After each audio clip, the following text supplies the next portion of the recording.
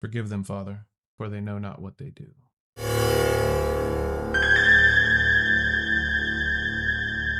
I'm sick of being told this is about dangerous criminals while the government's own data shows something totally different. I'm sick of watching raids rip people out of their jobs, their homes, and away from their families. Don't lie to me. Where were you born? California. What do you mean overstate? An overstate. I don't know what that is. Where were you born? And don't lie to me. I'm from California, dude. Don't lie to me. Where were you born? California. Okay, so we're gonna take you in and verify your information. No, you're not, dude. No, you're not. Yes, we are. I haven't done anything wrong. You just told me that's you who I have here. Yeah. Okay, so then that's you. You just told me that's you. But that doesn't make me an illegal or anything. Open up. Turn around or you're going to get the dog. Turn around. I haven't done anything. We're going to put you in cuffs or you're going to get the dog. What do you mean overstate? And then hearing some press conference about public safety, like we didn't just see the neighbors disappear. Right now, around 65,000 people are sitting in ICE detention centers, a record high around the country. People whom the Trump administration has detained are being kept. Congresswoman Yasamin Ansari of Arizona made an unannounced oversight visit to an ICE detention center. I wanted to go because I think oversight is one of the most important parts of my job as a member of Congress. And nearly 3 out of 4 of them don't have any criminal records. This isn't targeted law enforcement. This is a massive, disorganized machine crushing the lives of our immigrant neighbors. How did we get into this mess? Under the Trump regime, the mission shifted from going after just criminals, drug dealers, cartel members, gang members, to anyone that we can get. If they look brown, just grab them. And now that mindset hasn't gone away. Pushing record deportations and daily detention population that shot from about 39,000 in January 2025 to roughly 66,000 by the fall. Federal agents are teaming up with local cops and sheriffs through 287 deals, turning traffic stops, county jails, and even job sites into hunting grounds for ICE. This isn't a few raids. It's full-time infrastructure to find bodies, fill beds, and feed a $4 billion a year detention industry. Here's some of the numbers they don't read at the podium, and here's what they actually say. They should make you furious. About 65,000 people locked up in ICE custody as of mid-November 2025, the highest level ever recorded.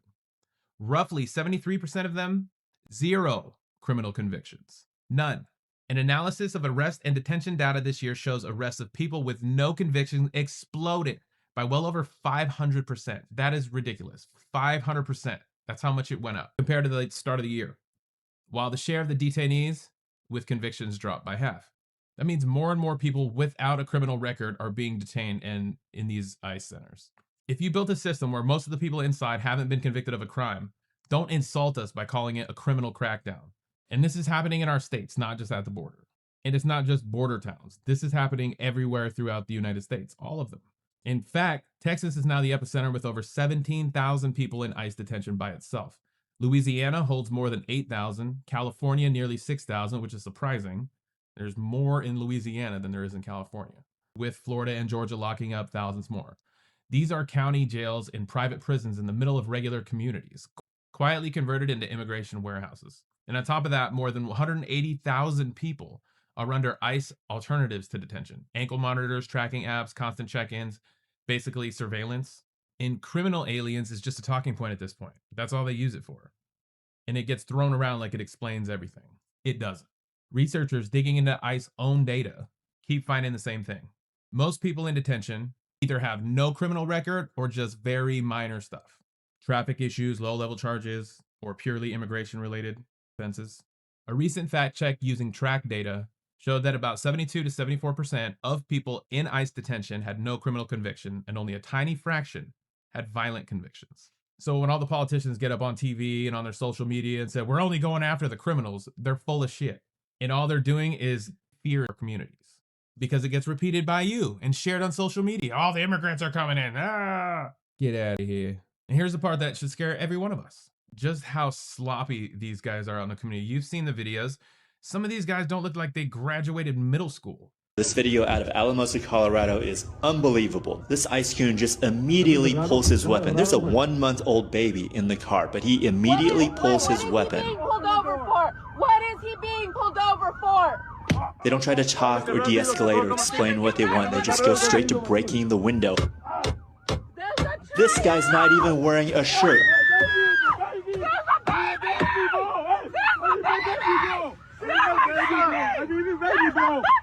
baby, bro. Open the door. There's a baby, there's a baby.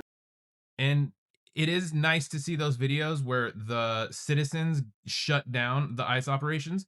But isn't that bananas? If they're a federally sanctioned, like a real, they wouldn't lose, is what I'm saying. How can the citizens scare you guys off? If you're a legit mission, you're not gonna. And if you're really dangerous, they're gonna send in the army. They're gonna send in Marines to go get you. But you're not dangerous, so they're sending in freaking Randy from Louisiana, who can't read a book. They gave him a gun because he can speak a little bit. And now he's busting down your door and coming into your food truck and ripping out your cook. Something has changed, and I want to put it right here where this video is because I'm actually in the process of editing this video that you're watching. But I use AI for a lot of this stuff. And maybe the last week or so, if you ask it to depict something negative about the government, it won't allow you. I'm using Perplexity. I haven't checked with ChatGPT, but I found that the same, or maybe it's just Perplexity. But I find that odd because it's recent. 2 weeks ago, I could say, create me an image of a plumber wearing a MAGA hat taking a dump on a train, something like that. But now I cannot because it's depicting the government. I wonder if it would let me do Democrats. I'm going to check. I'll check right now, actually. I'm going to do the same prompt I just used, except for a MAGA hat. I'm going to put Democrat hat and just see. That kind of image still can't be created because it combines real political identity, a government uniform, and a caricature of a person's intelligence ability in a way that targets real world groups. This is regulation. This is censorship in action. The Trump administration. We're all for free speech, except for speech we don't like. Interesting. Anyway, hit subscribe. Carry on with the video. Thank you. Or your house, or your laborer. There's a growing list of Americans who have sued after being arrested, jailed, or even deported because ICE or local partners decided they looked like immigrants and wouldn't listen when they said, "I'm a citizen." I've seen a million of those videos as well. One recent lawsuit centers on U.S.-born construction worker in Alabama who says that agents arrested him twice during worksite raids. Jeez. Ignored his real ID and held him anyway. Twice. This poor guy. For days I felt dreadful. I felt terrible. I truly didn't want to work at all. I got arrested twice for being a Latino, working in construction. Baldwin County is one of the fastest growing places in the United States. The county has beautiful beaches and affordable land. Homes are going up everywhere. In May, federal immigration officers showed up at a new development where Leo was building homes. Without asking any questions, they grabbed him and wrestled him to the ground as he told them over and over that he was a citizen. I'm a citizen. I'm a citizen. The officers had no warrant, didn't know who Leo was, and hadn't seen him breaking any laws. They targeted everyone at the construction site who looked Latino, and left alone everyone who didn't. And when the officers checked Leo's Alabama-issued real ID, they called it fake. Legal researchers have documented multiple citizens and lawful residents in similar situations. And in 2025, Law Review piece makes it plain. These wrongful detentions are not flukes. They're the predictable results of policies that tell agents to presume people are undocumented based on their job, their skin, and their last name. And the government still does not publish a clean national number of how many citizens it's done this to. And the silence is not an accident. We're not talking about abstract cases. We're talking about real damage to people. More than 130 people have died in ICE custody since 2017. And advocates say most of these deaths were preventable, tied to medical neglect, filthy conditions, difference inside these facilities. Yeah, I can know racism that happens inside of a ICE detention center. And they put all the racist guys in there to be the warden or the guards, I'm sure. Families lose parents overnight when someone gets picked up at work or after a traffic stop. Kids come home to a house that feels like a crime scene, even though no one there has a criminal conviction. What are we doing, guys? Meanwhile, churches lose volunteers, job sites lose skilled workers. I can attest to that. And entire communities get quieter and more afraid. I can attest to that. That is actively happening in my community and back home. For my brown-skinned brothers and sisters. This is what enforcement looks like on the ground. It's not safety, it's fear. And I'm tired of watching this. You should too.